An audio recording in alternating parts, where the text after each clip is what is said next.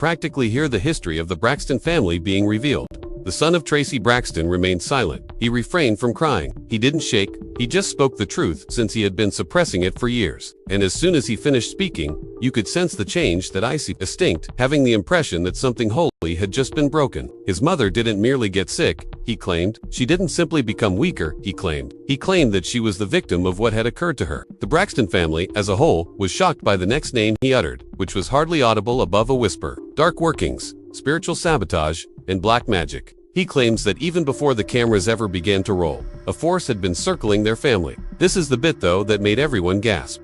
He asserts that Evelyn Braxton, his grandmother, was aware of it, acknowledged it, led it, facilitated it, and perhaps even feared it. Suddenly, all those inexplicable moments, all those inexplicable conflicts, all of them began to appear different, darker, sharper, and more dangerous. The splits between sisters, the abrupt disagreements, and the secrets Traci carried to her grave. Because the last time we saw this family fall apart, we attributed it to ancient grudges, money, celebrity, and jealousy. However, those same wounds now appear to be spiritual. The same battles sound eerie. And the Braxtons' long-forgotten secrets, things they vowed never to discuss, are making their way back. Once again, into the light. Everything we believed to be true about Traci's last days was false if what her son is claiming is accurate. And for the first time, he declares tonight that he is prepared to reveal the falsehood that ruined his mother. Regardless of who is pulled into the flames, it took some time for the truth to surface. It steadily seeped into the landscape, spreading like a dark bruise beneath the skin. And once you saw it, it was impossible to ignore. Additionally, for Traci's son,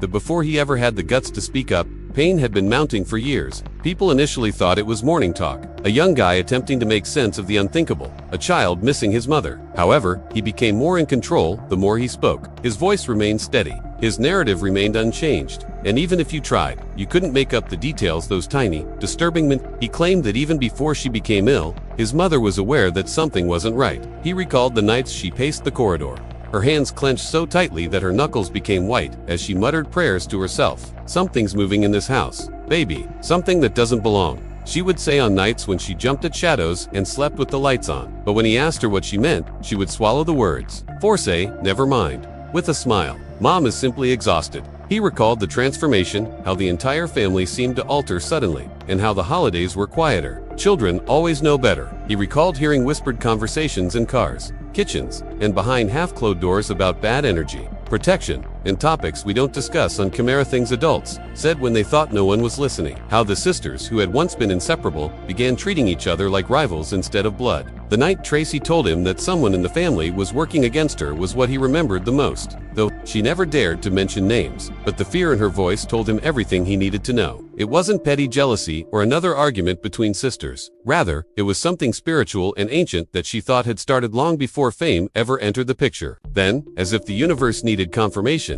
the family started to fall apart in public.